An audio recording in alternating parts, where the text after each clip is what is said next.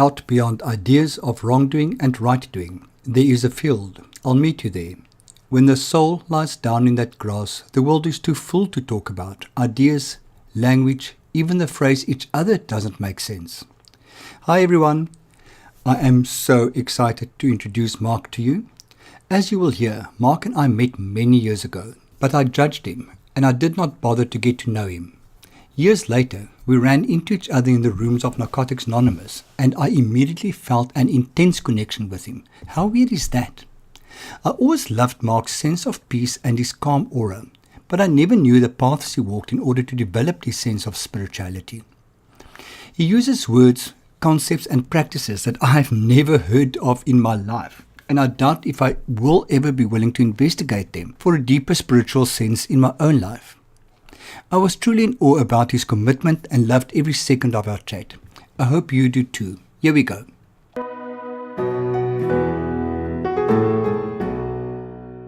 Hey Mark, how are you doing? I'm alright, Freddie. Nice to see you. Nice to be with you. It's amazing. We haven't seen each other. You said it's years, but it can't be that long. Far too long ago. It is really awesome to see you. I think of you so often. It's just lovely to be here. I've never seen your space. And it's such a nice space. It's so artistic. It's so you. Thank you. It's nice to have you here and share this with you. You've been here a long time. It's 14 years. Oh my God. Wow. And I've known you for how long? That's debatable. Yeah. 18 years? Yeah. Because I got to know you through a mutual friend. And I didn't like you. Not because I didn't like you, because I didn't give you a chance. I judged you right from the start as I don't like you. And I'm so sorry I did that, because knowing you, I missed out on so much in my life. But I was just judgmental. I didn't allow people the opportunity to... I didn't allow myself the opportunity to experience people. I was actually thinking of that earlier on. Can you believe it? I remember you saying that you had difficulty because you thought I was weird. Yeah. And I was just thinking, what does that mean? And now that you just said that, I would say... You know how we label ourselves, like you said that you're judgmental. Maybe we can just step and say, well, you judged. It doesn't mean that you're judgmental. There's a difference. I like that, yeah. And I guess I just presented something that you were unfamiliar to. Yeah. So you probably presented something to me that I wasn't ready to see myself. Yeah. And which now, looking back, I'm very grateful that I've discovered. Because it presented me with an opportunity to get to know you better and to get to love you dearly. I mean, we don't see each other a lot, but I often send a message and say, I think of you, how are you doing? That type of thing. And also, I mean, we've covered some ground together in our own journey, in our own spiritual journey, in our own journey of can-do recovery. I mean, yes, and especially like those early days. And I'd say about a year into the early days when my recovery took a turn and I started seeing deeper layers of it.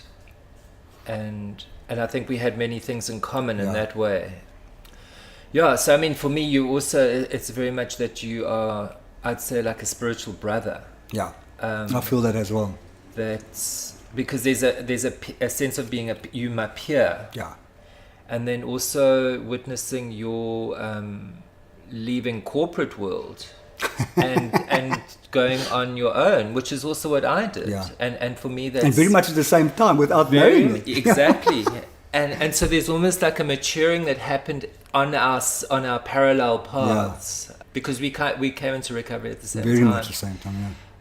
And I find that interesting because I watch it in other peers as well, and how there is a maturing. Also, as an astrologer, I'm looking at time frames, and we certainly covered the 7-year corner. Oh, cool. We crossed the 7-year. We turned the 7-year corner. Okay. So how have you been? How's life treating you? How are you treating life? Well, I can honestly say in the last 2 years, I have been thriving. And what I'm calling thriving is that I'm grounded, that I'm able to take care of myself financially, I'm eating well, I've got a roof over my head, and I'm growing artistically, and I feel it's the most comfortable I've felt in my skin, I would say, ever. I can say the same. And it's like, how did we get here, Yeah. you know? It's really, really weird. I sometimes just want to say it's age, but I don't think it's that. I It's think not both of only us have that. done a lot of work on ourselves over the past few years. It flows from that. You originally from KZN, the alternate town. Yeah, I was born in Pietermaritzburg. Are your parents still alive? Are they still there? Where are they? Now, my dad died in 2001. My mum still lives there, my brother lives there, and my sister lives here in Cape Town. Okay. And are you close to them? Do you see each other? Very seldom. We're not particularly close. There's no animosity. And I'd say there's an intimacy. We can be very honest with each other and open with each other, but we just, I guess, are very different people and are very independent people. Yeah. You've got no need to spend that No. closeness. You find that closeness in other people and other things. Yes. You don't need it in them. Yeah. Yes, and my family upbringing wasn't necessarily a happy place and a happy space. I think I would have preferred a more cuddly family. You know, like when you've got siblings, like a puddle of puppies, Yeah. you know, and like, but that wasn't the case. It was more detached and I guess more adults. Maybe that comes from dysfunctionality. My father was an alcoholic, and there was violence. There was always this like brooding violence. So Ugh. they kind of made a lot of space between things, I Yeah. suppose. That changes dynamics forever. Yeah. Have you visited adult children of alcoholics yet? No, I think I need to play that place a It visit. is so freaky that virtually every conversation I have ends up there. Really? Yes. And sorry for the listeners, but I say it every bloody time we talk, is I hear such good things about it. People who've done the steps and the journeys in other fellowships suddenly end there. Yeah. And apparently it rips a few layers of the onion off suddenly. Okay. One friend said to me, I feel a vulnerability that I've never felt. I feel a sensitivity. I feel that young boy whom I've never nurtured. He's with me suddenly. Have you not been? Have you gone? No, because I don't have an alcoholic parent. But okay. my journey at the moment is taking me to Codependence Anonymous, Yeah. Okay. which I've been wanting to do for a very, very long time. And suddenly it's just happening. So I'm really excited about that. Yeah. And did you grow up in a religious family, a spiritual family? No religion at all. I went to Sunday school twice. My mom, she was a Sunday school teacher, and then she looked towards the church for assistance and support in dealing with her alcoholic husband, because her family actually rejected her for marrying my father Okay. soon after they were married. So she was looking at the church for support, and she never got it. Oh. So she felt that the church, Christian church obviously, was fundamentally hypocritical. So she let it go. And then she has increasingly become atheist, and very strongly so. And that has had a bit of conflict for me, because for me, in many ways, I feel very grateful that I wasn't brought up with any specific thing. Specific organized religion, enforced dogma type of thing. Yes, and nothing was forced. Okay. I mean, besides the indoctrination we had at school, and I would say it was indoctrination. I mean, I must say, you use that word without thinking about it, and I agree with you. It was exactly that. yeah, it was assumed that this is the way it is. I mean, okay, I also need to step back. I don't really have issues around religions. Yeah. For me, it's absolutely fine. I think there's some good things about them, in terms of community and development of one's spirituality. And there I do have a distinction between spirituality and religion. Yeah. religion being far more culturally loaded. But then it's also quite difficult to separate them out, because we are also, I can't pretend that I haven't been brought up within the Western tradition, which is primarily Christian, Judeo-Christian. But I also feel that in me, there was something but something that came through all of that, which I would say loosely is a kind of paganism. Okay. Which in some way has come out through my being an astrologer. Yeah, I would say there's two schools. There's two ways of seeing things. There's a Western Christian way, and there's a more pagan way, and I feel that I embrace both of them. The Christian, I want to say in an atheist way. Okay. Which I know is a total contradiction. But well, it's interesting because I had a chat with a guy the other day who referred to himself as a spiritual atheist. Yes, I can go with that. Yeah. I can go with that. So the reason why that comes up is that I've had an enormous issue around this notion of a personal deity. That's okay. I mean, we have this kind of picture of an old man with a beard that sits in a cloud. I've also realized, well, maybe real Christians don't think of God, or maybe it's the non-Christians who think of it like that. I mean, maybe the non-Christians are the stupid ones who can't lack imagination to have such a broad imagination in order to see things in a more abstract way. I don't know.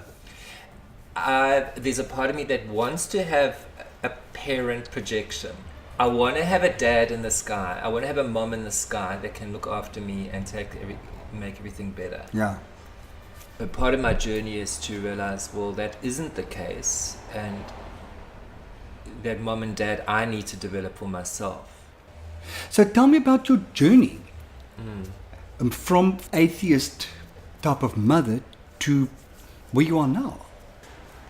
So there was always, I would say, like a questioning, I guess.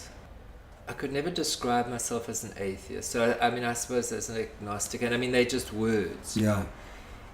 And then I'd say in my late 20s, my Saturn return, I really woke up to there is spirituality, and what is that? And then I got into a lot of New Age stuff. I started meditating then. So late 20s? Late 20s. Did you get introduced to meditation by friends? Yeah, and it was when I'd moved to Durban. I was married. I just got married to a woman. So that was also, mine was also really, it wasn't clear for me. It was and it wasn't. It was just a nest of a whole lot of things I didn't want to look at. Okay. But what was interesting is when I woke up, and I'd say I woke up spiritually when I was 28, my sexuality also started going crazy, like a whole lot of stuff. I started acting out in, I want to say unconscious ways, but... It sounds like your sexuality woke up with your spirituality. Totally. So the one said, okay, kind of, if we're going to wake up, let's wake up as a wholeness, as a holistic way. Yeah. Which was also difficult to reconcile, because the ideas that I had around spirituality, which was very transcendent, which is it is a Western model, but even Buddhist models are quite transcendent. It's like kind of moving away from the body, and the body being dirty or bad, and of course sex being dirty and bad. And I certainly grew up with sex being dirty and bad. Yeah, absolutely. Like hugely. My first introduction to a sexual conversation was around castrating somebody because he impregnated somebody else. Oh my God. That's a solution. So the first open conversation in the family was, if I catch that boy, I castrate him. Yeah.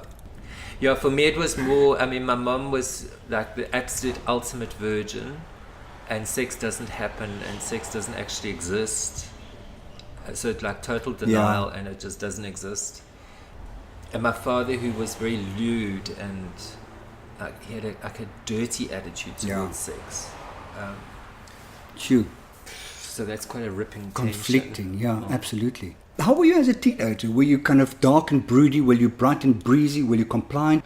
Well, because of the alcoholic situation in the home, I never had friends. I never had friends at home. So you're too ashamed to bring them into your space. Yeah, and it wasn't necessarily shame. It was something that just didn't happen. It wasn't encouraged. So I had a very weird social thing, and my growing up, because I'm the eldest. I mean, there's 5.5 years. I spent a lot of time by myself. Yeah. So. Which was okay. I didn't really mind. But it means I think I didn't have those early social development things. Okay. Those aren't really in place. I don't know if you can catch them up. Can you? I think we're trying our utmost. We're trying to grow up.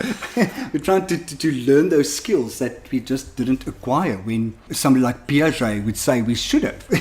And Rogers, it's kind of, at that stage you should have acquired the following, and we just didn't. And what I'm learning, I've been doing a lot of listening to podcasts and stuff, and what I'm learning is that early development, so our early morality, we learn morally through play. So it's a physical thing. It's not through words. It's not an intellectual thing. I've been really influenced by evolutionary biology of late. Okay. I feel I was brought up in a more mental way. Yeah. And I missed out, and I don't think you can actually learn those things later on in life. Yeah. There's a big gap. Yeah. Oh, wow. And I get that. I mean, that therefore leads to a whole lot of intimacy issues and physical, how I am physically around other people in a body, around other bodies. It's difficult. You mentioned earlier that you wished your family was more like puppies. There we go. And I grew up in a family also where for a very long time we were never touched and hugged. We were never told that we were loved. Yeah. I made a conscious decision to break that mold and to start hugging my family members when I see them, and to tell them I love them. Yeah. The first time my mother told me she loved me in my late 20s, I called my brother and asked whether she's got cancer. Oh God. Whether she, and she wasn't a cold woman. Yeah. It was just that love was expressed differently, and for them that was completely okay. I just had a different need. I wanted to be touched and told that I'm okay, and told that I'm being loved, and told that I'm being cared for. Yeah.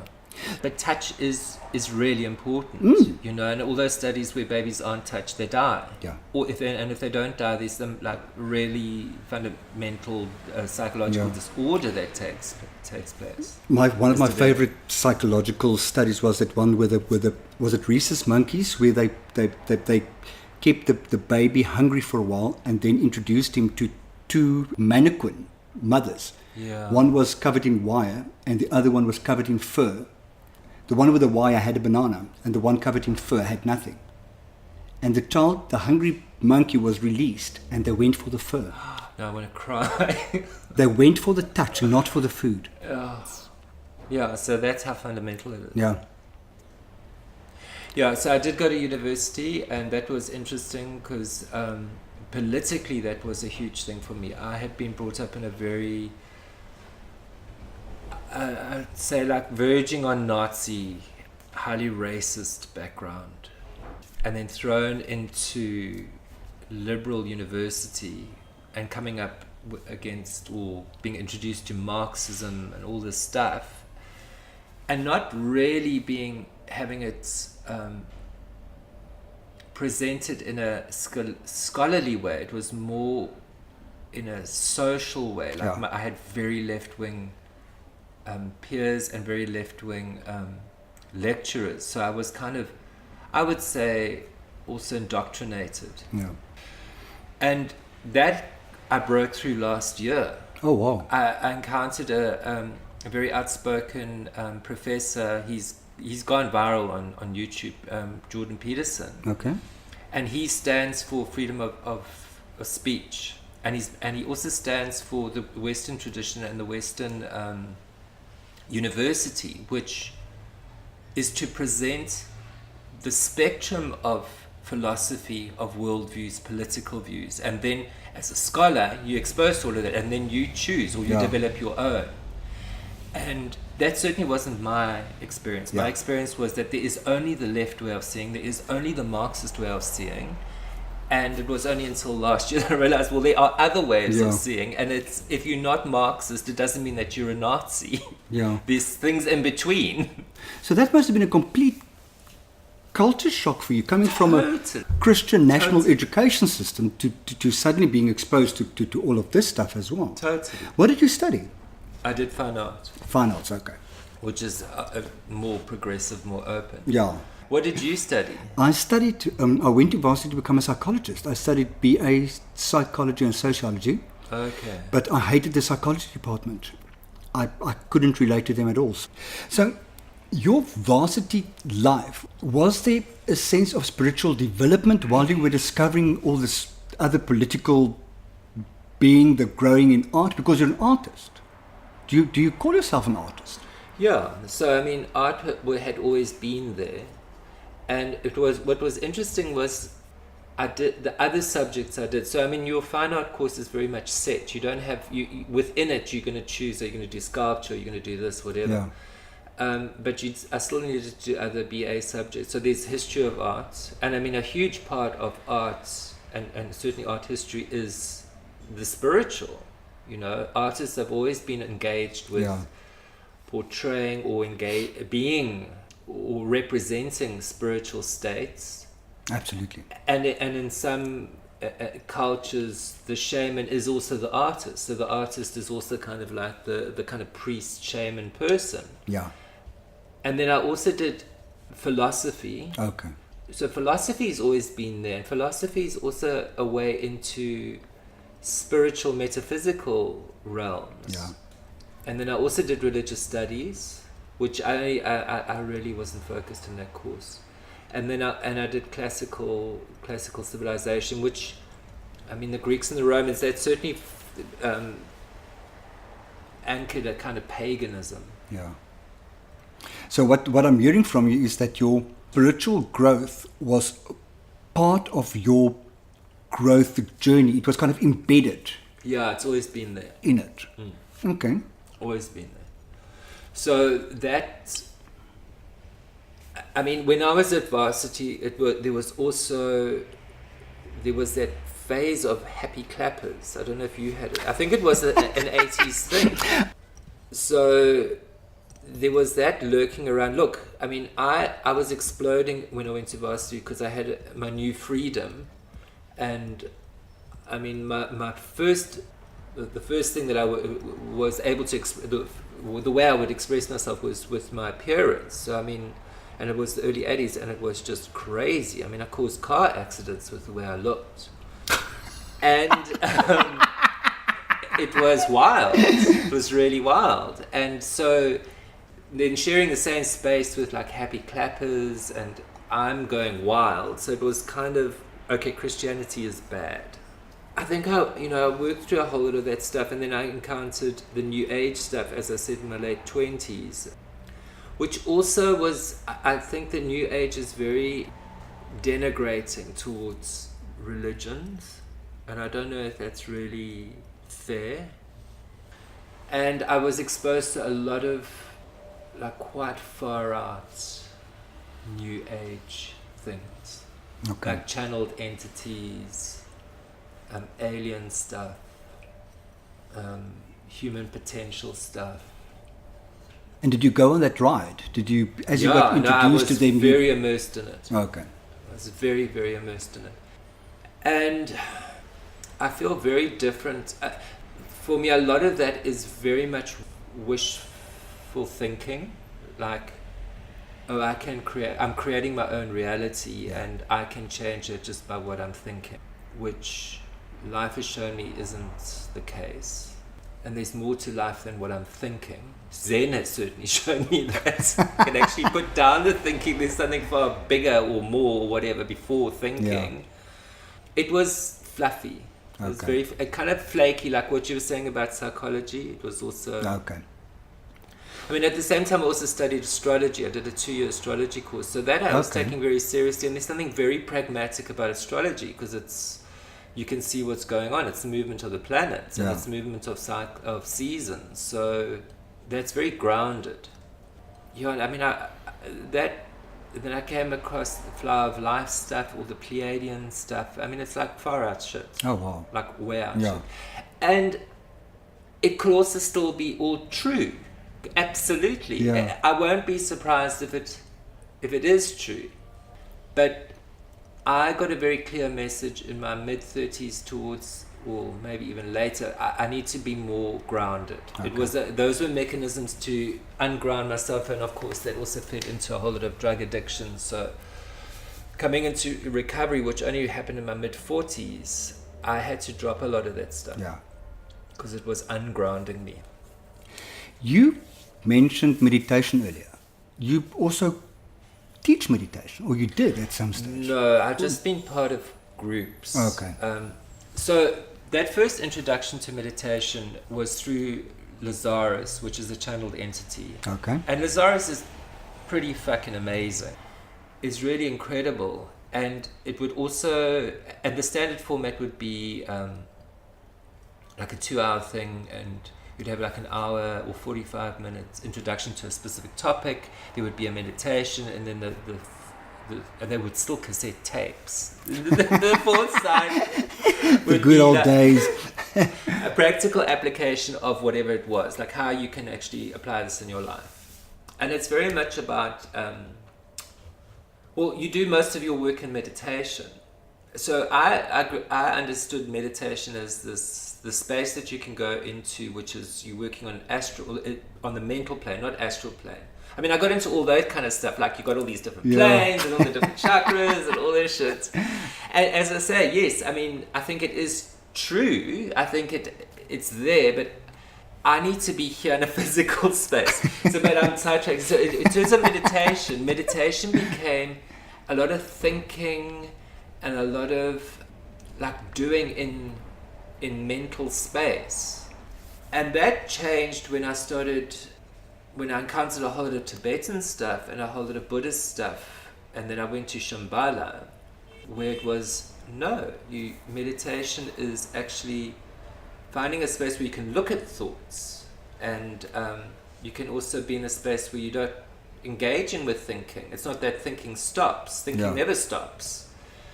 But there's space around thinking, there's space around thoughts. And that was like, wow, wow, so it just brought a whole lot more space into my life, that there's before thinking. Yeah. You mentioned earlier drug use. Obviously, I know there was that because that's how we met. That's in recovery. That's how we connected through recovery. But did you take drugs in a way to connect spiritually? Did you connect it with spirituality in any way? Yes. Well, I had a very powerful experience. I was doing a course called psychophonetics. So that was based on Steiner, and that's a healing modality of. It's kind of like magical theater, where you go into a whole lot of emotional wounds, psychological wounds, and then you act it out. Okay. And it's very strong. So I was doing that course. So I was quite processed and processing. And then I started doing psychedelics in my early 30s. They seemed very spiritual to me. They seemed to open up spiritual spaces. And for me, it was also like a shamanic path. And then I did an ayahuasca, which was extremely powerful. What is that? That's the South American, well, it's DMT.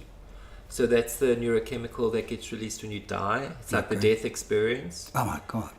And it was a very powerful experience. And it was beautifully held by a 13th generation Peruvian shaman. So, I mean, it was like, we get the best. And it was very beautiful. It was well held. He was such a master at what he was doing. And I had an experience there which I call one of the most powerful experiences of my life. And it's difficult to put it into words because it's psychedelic space and it's just like non-verbal.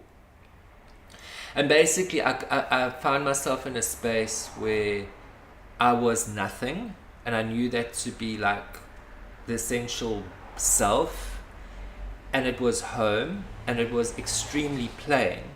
It was like water. It wasn't like hysterical or fireworks. It was dead fucking plain. Okay. And I got a very distinct message that was home, and it felt absolutely fine. And whatever I identify with prevents me from being there. It sounds as if the picture I'm getting in my head is of a tree in winter stripped of all its leaves. Of all you see is the essence of what there is, without the noise, without the razzmatazz and the hangings on, Yes. all those things, just plain. But Yes. that's essence. Well, it was Or more... not. The essence is a bit of an issue because that can bring up a whole lot of other things. It was more an emptiness. Okay. And an emptiness that wasn't scary.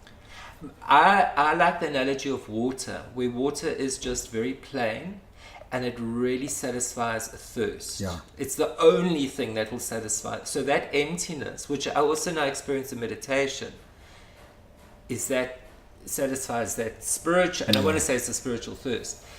So 3 months after the ayahuasca, I did the Vipassana, which is a 10-day silent retreat. Oh my God. Okay. So you're meditating from, and it is hardcore. Ayahuasca is hardcore as well, because you go, it's like you sit in hell and you burn. You burn in hell and you're burning off a whole lot of shit. Oh my God. It's not like it's not a party drug. It's not an ecstasy trip. It's not an ecstasy trip. And so I did ayahuasca, I did Vipassana. So you're meditating from 4 in the morning till 9 o'clock at night. And it's really hard.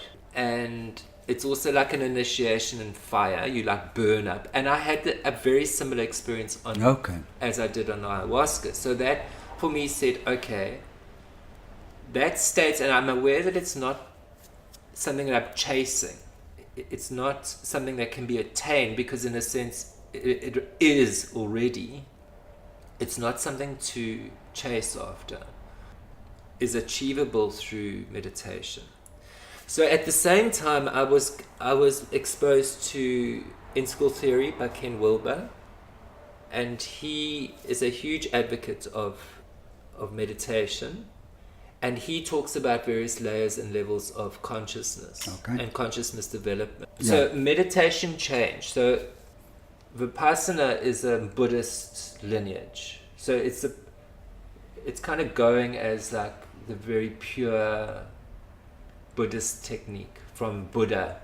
The meditation, it anchored me in a very physical experience. So did the ayahuasca, actually. Of being truthful in my body. Yeah. Not going into dilly, fantastical, imaginative realms. It's very pragmatic, visceral.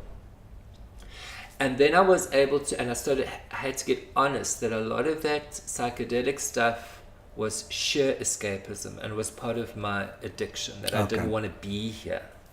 Which continued. I had done that when I was 42, but that continued and got progressively worse until my mid-40s. The desire to escape. So, behind all of this was a deep issue with being physical, a deep issue of being a human, a deep issue with being in a body, and being suicidal from the age of 9. I didn't fucking want to be here. It went through stages of being highly dramatic, like drama, poor me. Yeah. But I just didn't want to fucking be here. Yeah. I didn't know how to navigate this being human. It was so fucking confusing. And it was only until I got into recovery, put the fucking drugs down, all that stuff to escape. Yeah. Which included not eating, not sleeping, not having money, being poor a lot of the time.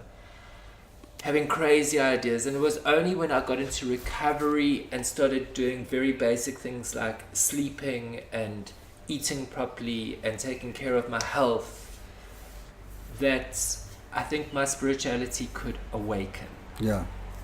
Before that, it was scrabbling around in the dark. I'm not saying that I'm in the light now. I know. It's a case of I know I don't know. Or I know that there's a whole lot of stuff that I don't. Yeah. There was always that thing, I've got to pretend that I know all this shit. I don't fucking know. I'm okay with not knowing. Yeah. It's okay not to know. It's actually great not to know. So it sounds as if Oh, well, okay, There's a lot. let me try and explain to you what I think I heard over the past few minutes is your trying to escape brought you back to you. And it was only once you could take the falseness that drugs created, that you could see the true you and actually connect with that whole path, that everything you've learned. Once you put the drugs down, you could connect with that actually and start pulling it into a whole. I don't. That lays a lot at the drugs door. As a bad. Yeah, it lays a lot at the door of addiction, which I don't necessarily go with. Okay. I think this is very much the human condition, and I think it's very much being born into the human condition that a whole lot of things happen. And yes, I am an addict and I've got an addictive personality. That's absolutely. I'm waving my arms and shaking my head and identifying. And what that really means is that I've got all these mechanisms in place that can pull me out of being truthful and being honest and about being in a body. Okay. That's what addiction very much is about for me. Escape. Okay. Spirituality isn't about escape. And I think for a while I thought spirituality was. It was about transcending this, getting away from this, which many religious paths are. Another thing, just, what we said about addiction was that also that inauthenticity and all of that. I came across Jung has always been part of my story as well. And Jung has always been part of recovery. Absolutely. And I mean, he is just amazing. And for me, I never got Jung as a student. I never, ever got Jung. Well, I don't think it gets taught. I think because he's so complex. And I think also Jung will say, how much responsibility are you really willing to take? Because he's basically lays it all at our feet and says you're responsible for it all. There is no room for victimhood. Yeah. And victimhood used to be my savior. It's all their fault. And as an addict, and as somebody who didn't want to be truthful and honest, I knew how to be the victim. Oh my God. Because victims get away with murder, and victims get other people to do things for them. Yeah. Which is a complete way of manipulating. Living manipulative. Total manipulation. For me, it's active addiction. Fully. Totally. Oh wow. So as you sit here today, you identify. How do you define yourself? Oh, it's hard. Because you've mentioned the you, like, okay, so it's been this thing of finding you. Well, what is you? I mean, if my big awakenings were, well, the you is emptiness, well, then what am I? Empty. Nothing. And that comes as relief. So what is this thing that I call you? Myself, I. It's all that. I mean, okay, Jungian stuff, it's the big self, all that stuff. And words just don't do it for you. No. Okay. No. In what way do you practice your spirituality today? Or in which way do you live it? Yeah, how does one live it? I mean, there's certain practices, and those practices can be as plain as making my bed, eating properly, having enough sleep, brushing my teeth, to meditating, to doing yoga. Yoga has also been very much part of my practice. So it's a relationship with my body. It's, Zen is also, it's like before thinking mind. But then it's also, how am I treating myself, but how am I treating other people?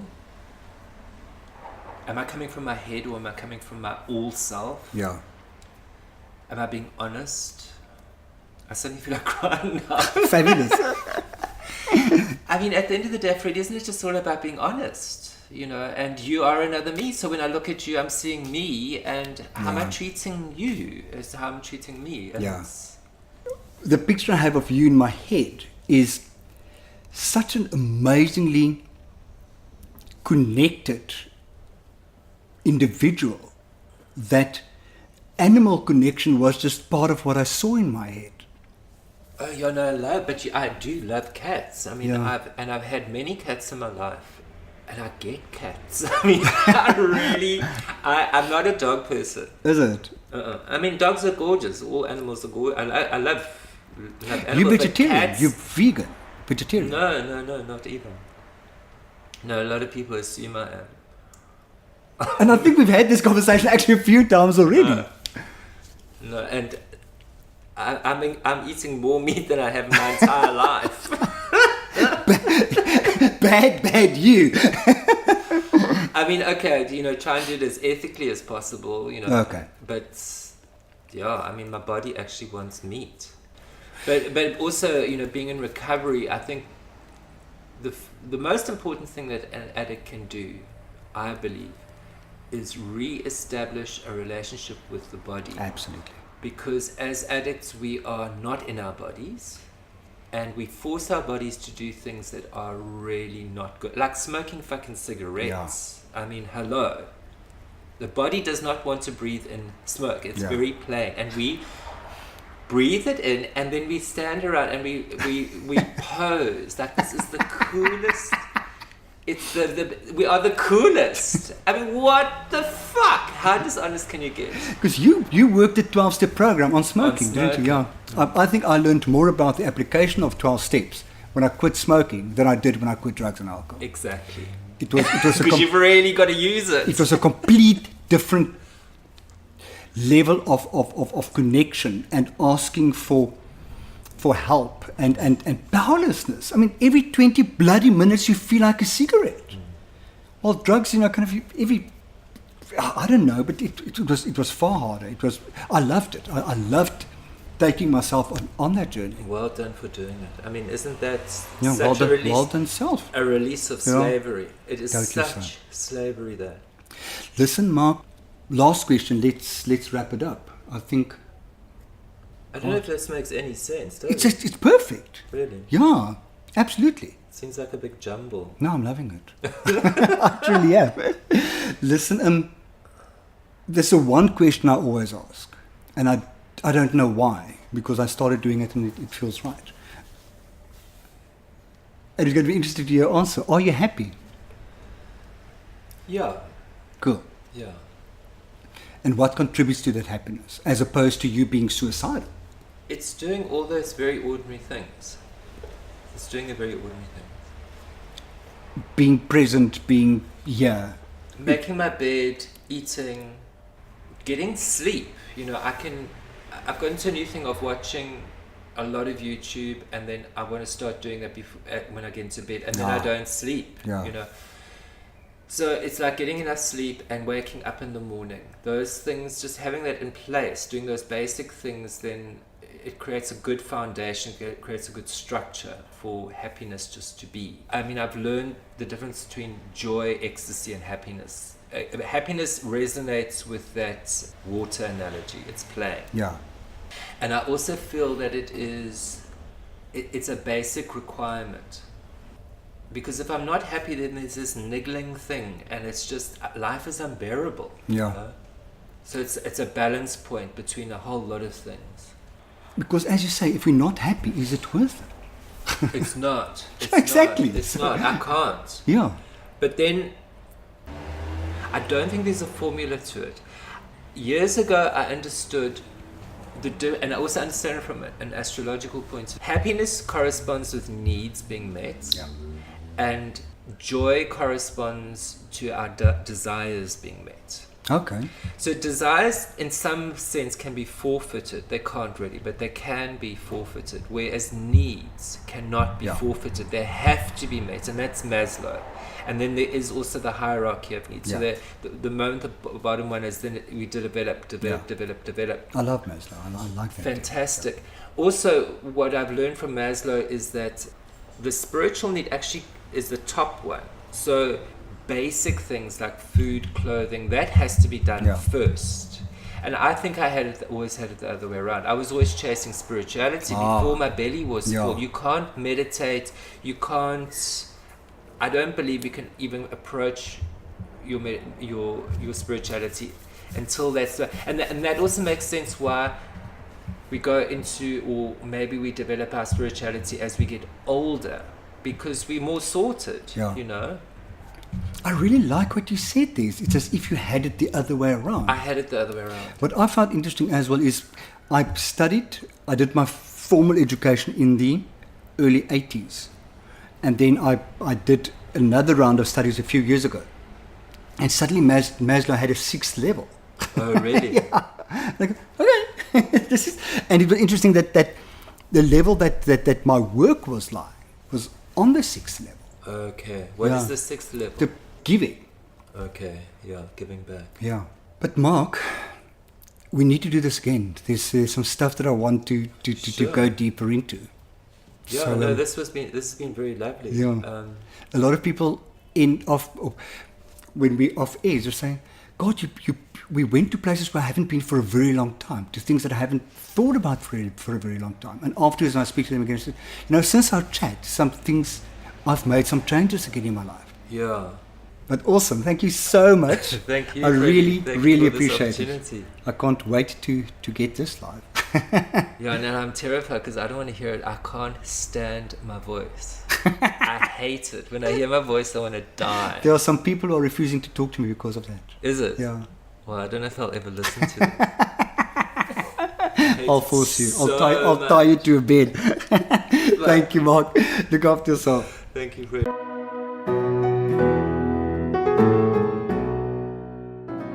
Wow, that was really one of the most intense conversations of this podcast series so far. I have so much respect for Mark and his utter commitment to find the path that works for him. I love his inclusiveness on his journey, as well as his non-judgment of whatever comes along his path. I am so lucky that I received an original Mark Rautenbach from Mark as a parting gift, and have decided to use a non-professional picture taken by myself with my cell phone as a picture for this podcast episode on my website. It says enough. Mark's way of reminding me that I am enough. I like to think that it is a message to all of us. Not only are we all enough, but it helps to truly embrace the concept of enough in the way we live our lives. You can learn more about Mark's artistic endeavors on his website markrautenbach.com/The Educator's New Clothes, and on his YouTube channel www.youtube.com/user/MarkSplendidTV. If you have any feedback or remarks, please feel free to pop me an email or connect on social media. It will be great to hear from you. If you want to know more about what I do, please feel free to connect with me on my website, which is www.freddy.org.za, or find me on Facebook at www.facebook.com/freddy.org.za, or on Twitter at @RensburgFreddy. Remember that Freddy is always spelled with an IE at the end. Be safe. Bye.